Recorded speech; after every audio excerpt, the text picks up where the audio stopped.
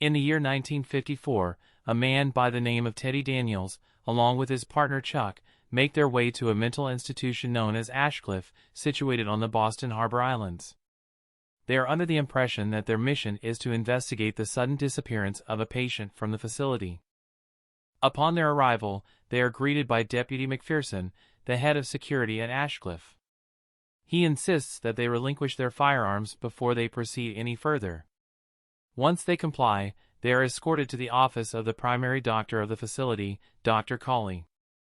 Dr. Cawley shares with them the unsettling news of a patient named Rachel Solando who has inexplicably vanished. Rachel is known to be delusional, adding an extra layer of complexity to her disappearance. During Teddy's investigation, he stumbles upon two confusing notes in Rachel's cell. The notes read the law of 4 and who is 67. These cryptic messages pique Teddy's curiosity and suspicion. His suspicion is further fueled when he learns that Dr. Sheehan, Rachel's assigned doctor, is conveniently absent during this critical time. Moreover, Teddy's encounter with Dr. Naring, a German man who works closely with Dr. Cawley, adds to his growing unease. The circumstances surrounding Rachel's disappearance seem increasingly suspicious, and Teddy is determined to uncover the truth.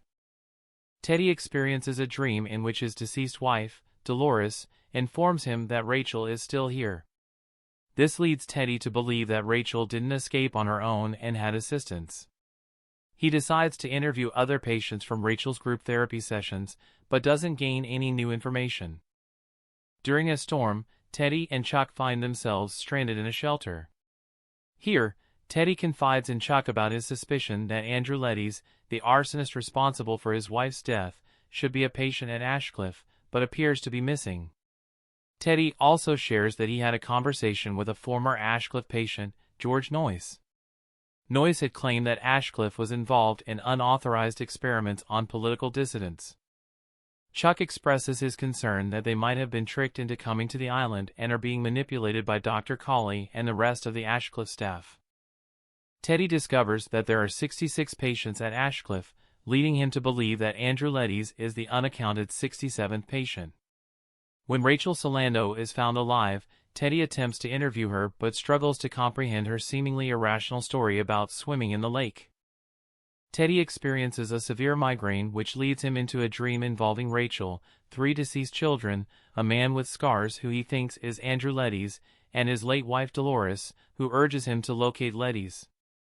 Upon waking up, Teddy and Chuck venture into Ward C, the section of Ashecliffe where the most dangerous patients are kept, in search of Leddes. Teddy confronts one patient and follows a voice until he encounters a severely scarred George Noyce. Noyce warns Teddy that his investigation is a sham and advises him to let go of Dolores. Noyce also reveals that Leddes is held in the lighthouse, the place where lobotomies are conducted. Troubled by what Noyce has told him, Teddy starts to doubt Chuck and decides to go to the lighthouse by himself. However, he is unable to reach it due to the high tide. In a cave nearby, he encounters an older woman who he believes is the actual Rachel Solando. The woman suggests to Teddy that Ashecliffe might have been contaminating his food with mind-altering drugs, which could be the cause of his migraines and dreams. She also mentions that Ashecliffe has been carrying out brainwashing experiments on its patients, similar to what the Nazis did to prisoners in concentration camps. The next morning, Teddy manages to climb back up to a main road and is taken back to Ashecliffe by a warden. Once there, he is scolded by Dr. Cawley for not having faith in his method. Dr. Cawley also informs Teddy that Chuck is not real. In a state of panic, Teddy tries to get to the ferry but is stopped by Naring. When Naring calls him a monster with a wound, Teddy reacts by attacking and sedating him. Teddy then steals a car from the facility, but instead of heading for the ferry, he decides to go to the lighthouse to rescue Chuck. This decision is against the wishes of the ghost of Dolores, whom he symbolically leaves behind. When Teddy arrives at the lighthouse, he finds Cawley waiting for him. Cawley tells Teddy that he is actually Andrew Leddes, the 67th patient at Ashecliffe, who was admitted 2 years ago after his wife Dolores, who was suicidal, killed their 3 children, Henry, Simon, and Rachel. Colley also reveals that the names Andrew Letty's and Teddy Daniels are anagrams, just like Rachel Solando and Dolores Chanel.